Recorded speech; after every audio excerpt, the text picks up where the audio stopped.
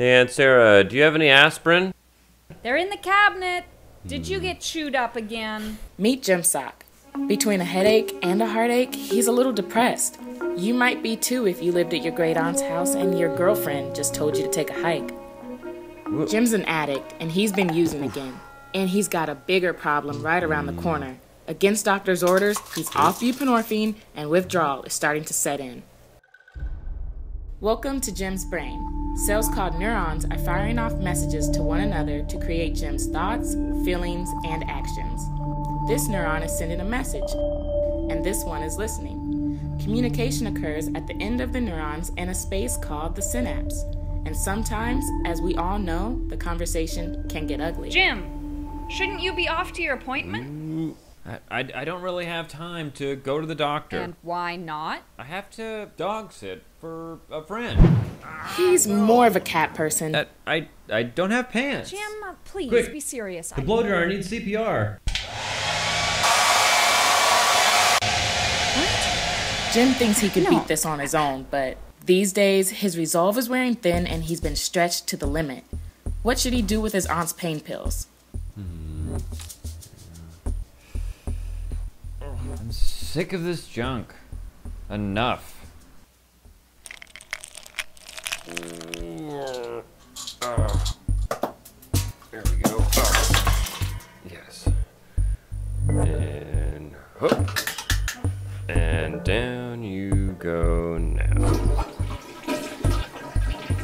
Goodbye.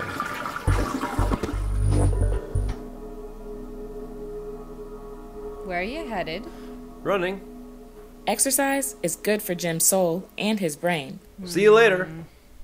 Jim's neurons are wired to reward and reinforce healthy behavior.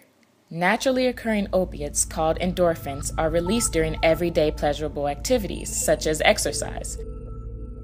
Endorphins connect with opiate receptors, sending a message to release more dopamine, the brain's pleasure chemical, into the synapse. Dopamine connects with receptors to convey the message to feel good.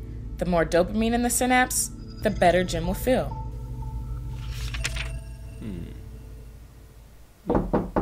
Yes? Jim, did you see my pain pills? No. Don't you pull the wool over my eyes. Why do you always jump to the worst conclusions? What am I supposed to think? I found a pill on the floor. I haven't touched my pills, but I sure as heck have cleaned my floor. Explain that. Well?